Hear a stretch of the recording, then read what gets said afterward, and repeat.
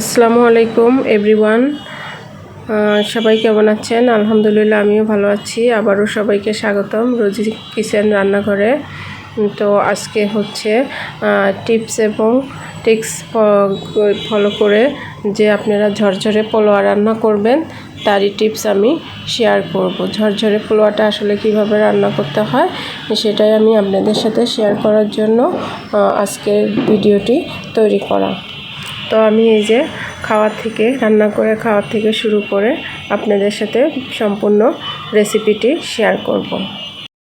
তো এই যে আমার সম্পূর্ণ পোলোয়াটা ঝরঝরে, দেখেন কত সুন্দর। তো চলুন রান্না করতে চলে যাই। এখানে নিয়েছি আমি 2 কাপ পোলোয়ার চাল।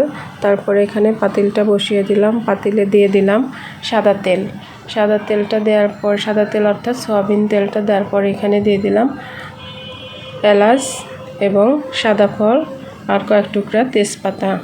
তো এটা কিছুক্ষণ একটু ভাজি করার পরে আমি এখানে দিয়ে দিব পেঁয়াজ কুচিগুলো। পেঁয়াজটা দেওয়ার পরে একটু নাড়াচাড়া করে ভাজি। তো আমি এ পর্যায়ে চালগুলো দিয়ে দিলাম। পেঁয়াজ ভাজিটা কমপ্লিট হওয়ার পরে চালগুলো দেওয়ার পরে হচ্ছে অনেকটা ভেজে নিতে হবে। তো আমি এখানে তেলের পরিমাণ কম দিয়েছি, কারণ হচ্ছে পোলাওতে তেল বেশি না দিয়ে ভাতের মতো করে রান্না করব, যাতে খেতে ভালো লাগে। এমনিতেও অনেক গরম পড়ছে, তো তার জন্য হচ্ছে তেলটা কম দিয়েছি। তো এখন হচ্ছে ভাজাটা কমপ্লিট হয়েছে।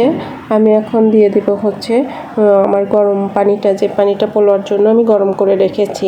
সেটা হচ্ছে পানির পরিমাণটা দিবেন হচ্ছে, আপনারা যদি 1 কাপ চাউল দেন তাহলে 2 কাপ পানি দিবেন, আর 2 কাপ চাউল দিলে 4 কাপ পানি দিবেন।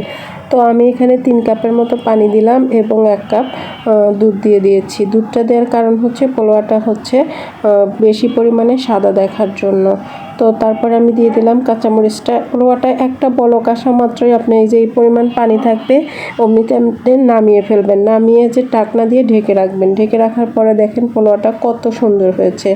এটা অনেকটা ঝরঝর হয়েছে। এটা হচ্ছে আপনি চামচের গুঁড়াপান আপনার বাসায় যা আছে সেটা দিয়ে আপনি হচ্ছে এভাবে উল্টিয়ে দিবেন। উল্টিয়ে দেওয়ার পরে একটু ছাঁকা দিয়ে নিলে পোলোয়াটা বলে বেড়ে দিবেন। তারপরে দেখবেন যে পোলোয়াটা কতটা সুন্দর এবং ঝরঝরে হয়েছে আর কতটা সাদা হয়েছে। আমি কিন্তু এখানে আদা জিরে দিয়েছি, তারপরেও কিন্তু বোঝা যাচ্ছে না যে এখানে হচ্ছে আমি মশলা ব্যবহার করেছি।